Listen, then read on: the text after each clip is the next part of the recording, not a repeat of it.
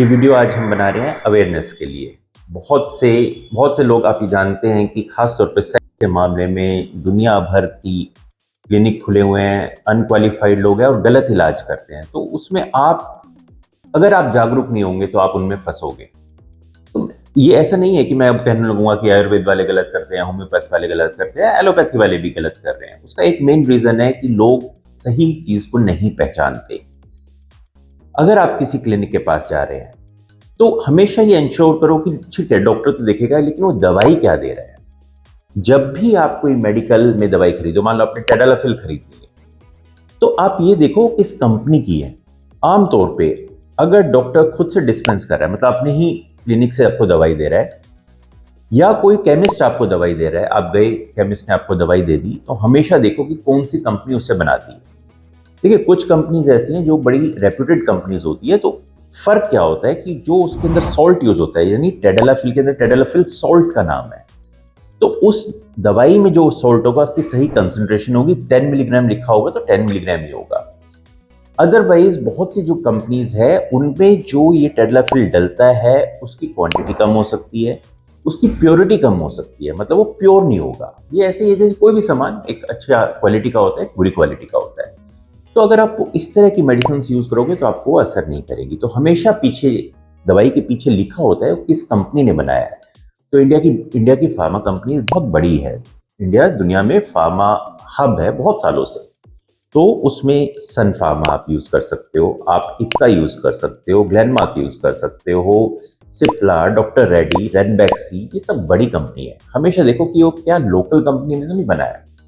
अब आप सोचते हो कि लोकल कंपनी में है तो क्या होगा। लोकल कंपनी में लोग इसलिए डिस्पेंस करते हैं क्योंकि उसकी कॉस्ट बहुत कम होती है। मान लो आपने टेडलाफिल 100 रुपए की ली, अब वो जो लोकल कंपनी बनाएगी वो उसे 25 रुपए में भी दे देगी, और क्योंकि उसकी प्योरिटी नहीं होगी 25 रुपए दे देगी, तो जो मार्जिन होगा जो आपको बेच रहा है उसका बहुत ज्यादा होगा। इस कारण से ये जेनरिक, मतलब इस अनरिप्यूटेड कंपनीज की लोग यूज करते हैं।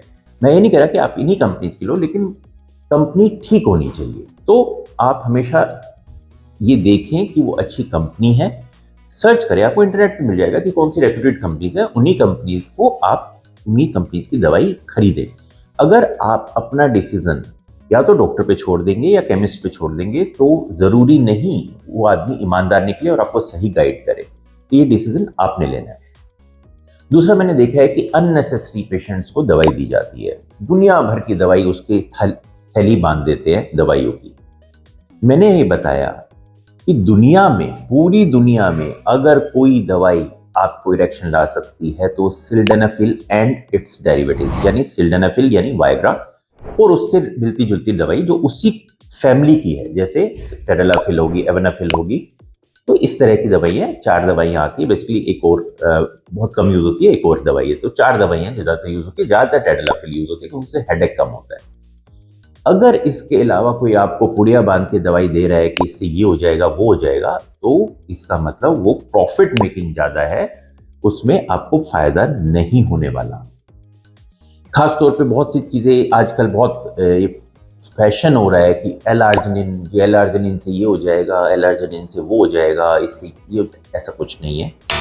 एल-आर्जिनिन, मान लीजिए 100 आपको इफेक्ट आना है, आपने टेडलाफिल तो 99% इफेक्ट तो टेडलाफिल ही दे देगी।